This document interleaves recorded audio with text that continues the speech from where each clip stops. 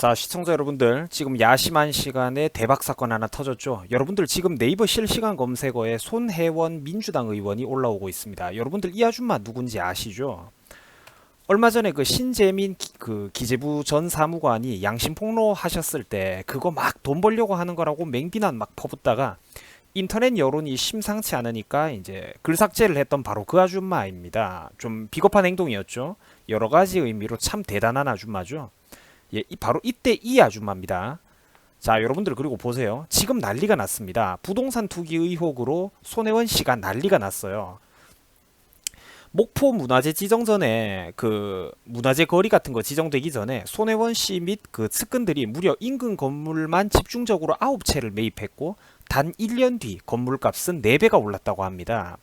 누가 봐도 여러분들 이거는 아직까지는 물론 의혹이지만 부동산 투기 의혹이지만 누가 봐도 솔직히 여러 가지 의심이 들 수밖에 없는 상황 아니겠습니까? 당연한 거 아닙니까? 길 나는데 보면 옆으로 싹 끌고 담았습니다. 이게 바로 대한민국 좌파들 클라스죠. 자, 사건 개요입니다. 손혜원이라는 그 민주당 아지매가 부동산 투기 의혹을 강하게 받고 있는 중입니다. 현재 받고 있는 중입니다. 네이버 실시간 검색어에 지금 뜨고 있어요. 2019년 1월 15일 밤 11시 50분 거의 자정이 다 돼가는 밤입니다. 화요일이고요. 그리고 목포에 있는 그 낡은 가옥들이 있는데 그쪽에 이제 한 동네 구역이 통째로 이제 문화재 거리로 지정이 됐다고 합니다. 뭐 사실 이제 사람들 말을 들어보니까 제가 그 거리는 모르겠는데 뭐 그다지 뭐 문화재로서의 어떤 가치나 이런 것도 없는 곳이었다 하더라고요. 어쨌든 근데 문화재 거리가 지정이 됐습니다. 됐는데 기가 막히게도 문화재 거리가 지정되기 1년 전에 겨우 1년 전에 손혜원 그 의원의 가족 및 친인척들, 측근들까지 싹 다 동원돼 가지고 그 일대에 있는 그 건물들을 집중적으로 노른자만 골라가지고 9채의 부동산을 매입했다는 겁니다. 매입 후 기가 막히게 매입한 곳만 1년 뒤에 문화재 지정거리로 지정이 되었다고 합니다. 뭐 미국 대통령 그 도널드 트럼프 부동산 재벌 도널드 트럼프도 울고 갈 만한 정말 부동산 투자의 천재네요. 그죠? 투기가 아니라면 완전 천재네요. 전 국민들이 손혜원 씨한테 부동산 구입하는 요령에 대해서 배워야 될 것 같습니다. 국회의원 왜 합니까? 뭐 부동산 학원 차려가지고 그 부동산 그 사업 비즈니스 강의나 하지. 수십억 벌 것 같은데 강의만 해도.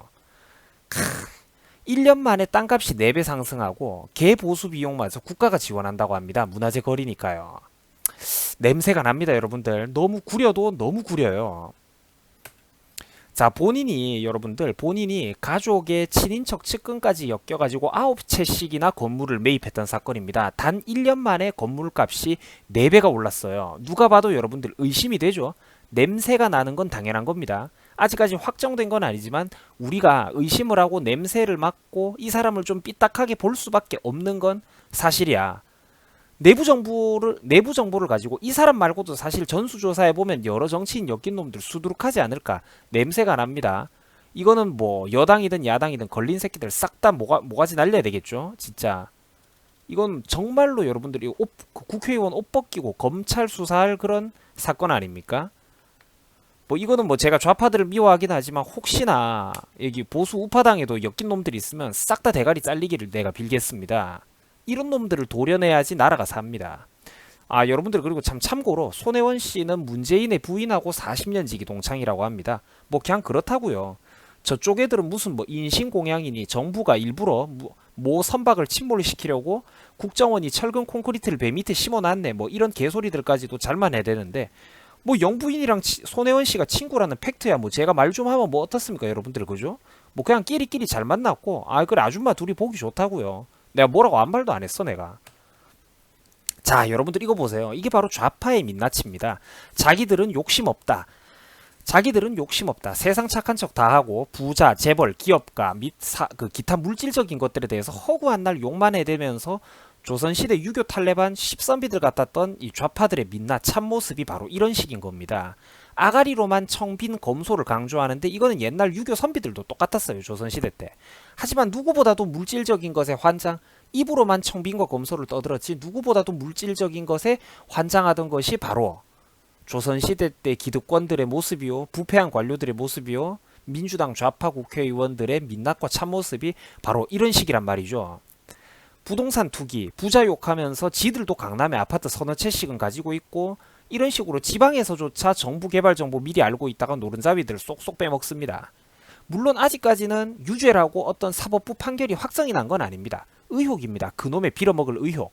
하지만 사실상 우리가 볼 때 여러분들 진실은 뭡니까? 진실은 뭡니까 여러분들? 1년 만에 건물값이 4배가 올랐어요. 단 1년 전에 갑자기 집중적으로 측근들까지 동원해가지고 보좌관 마누라 남편에 이런 거까지 동원해가지고 9채가 넘는 건물을 매입했습니다. 그리고 4배가 올랐죠. 우리는 이런 걸 보면서 과연 어떻게 생각해야 됩니까? 이걸 보고도 무조건 무죄다, 무조건 손혜원님이 그럴 리가 없다 이러면서 우리가 울어야 정상일까요? 아니면 의심을 하는 게 정상일까요? 그놈의 의혹, 빌어먹을 의혹. 하지만 우리가 합리적인 의심, 냄새를 느끼는 건, 악취를 느끼는 건 어쩔 수 없는 구린 사건입니다. 그래갖고 이제 손혜원 씨의 그 깨알 같은 실시간 페북입니다. 목포를 위해서 그렇게 노력했건만 돌아오는 것은 결국 비련의 소설 속 주인공이 따로 없습니다. 여러분들 이게 바로 좌파식 뇌구조입니다. 좌파 인사들의 민낯입니다. 소름 돋지 않습니까? 얘들은 항상 지들이 피해자고 그 어떤 경우에서도 항상 머릿속에서 자기 자신조차도 속여 넘기는 행복 회로를 굴립니다. 이 아줌마 지금 반성 안 할 거예요. 억울하니까 지금 이런 거 올리잖아. 늘 자기들은 핍박받는 피해자고 무슨 짓을 해도 약자고 억울하다고 생각합니다. 뒷구멍으로 이상한 짓 하다가 사람들한테 딱 걸려도 폭로되고 나서도 끝까지 무조건 오해다, 나는 억울하다, 오리발이 저절로 나옵니다. 이래서 여러분들 이래서 배운 사람들이 대한민국에서 좌파지라는 사람들을 사람 취급을 안 하는 겁니다. 최소한 구린 짓을 할 거면 뻔뻔하지는 말아야지. 남들을 몰래 뒷구명에서 했어야지. 자기 자신까지 합리화시키면서 이게 뭡니까? 이런 사람이 사회 지도부라고? 이런 사람이 대한민국의 입법부 국회의원이라고? 법을 만든다고? 대한민국 국민들 나머지 5천만 명을 통솔한단 말이야. 이런 사람이? 부끄러움도 없습니까 진짜 이거는. 이래서 배운 사람들이 좌파를 안 좋아하는 거예요 여러분. 저런 돌아오는 것은 결국이래. 네가 잘못해서 지금 뭔가가 돌아오고 있잖아. 그 대가가. 이런 반응 자체가 진짜 소름 돋는다니까. 나 같은 정상인들이 볼 때는. 더 이상 말해서 뭘 하겠습니까? 이래도 느그인이 빛과 소금과도 같은 민주당 하고 싶은 거 다 하라는 인간들이 대한민국의 지천인데 뭘 말하겠어요 더 이상. 나도 여러분들 제발 이 아줌마가 국민들을 위해서라도 결백하기를 빕니다. 너무 비참해요 나라가. 물론 아직까지는 부동산 투기 의혹이긴 하죠. 그놈의 의혹. 근데 딱 길거리 주변으로 자기 보좌관 남편의 손혜원 씨를 본인을 중심으로만 가지가 쳐져 있는 그런 사람들이 무려 9채의 건물을 매입한 사건입니다. 딱 1년 전에 그것도. 그리고 1년 만에 부동산 시세는 4배 이상 폭증했죠. 의혹이라 의혹. 나도 좋습니다. 나도 대한민국과 국민을 위해서라도 제발 좀 손혜원 아줌마가 결백하셨으면 좋겠습니다. 그러나 주변의 사건 정황들, 돌아가는 판세, 언론 보도를 보면 사실상 이거는 한숨밖에 안 나오는 그런 비참한 사건이네요. 여러분들 이런 사람들이 국회의원이라고 금배지 달고 거들먹거리면서 여러분들 위해서 상급자, 상위권자, 사회 지도층으로서 바로 이런 인간들이 여러분들 머리 위에 군림하고 있습니다. 수고하셨습니다. 밤에 잠 잘 주무세요.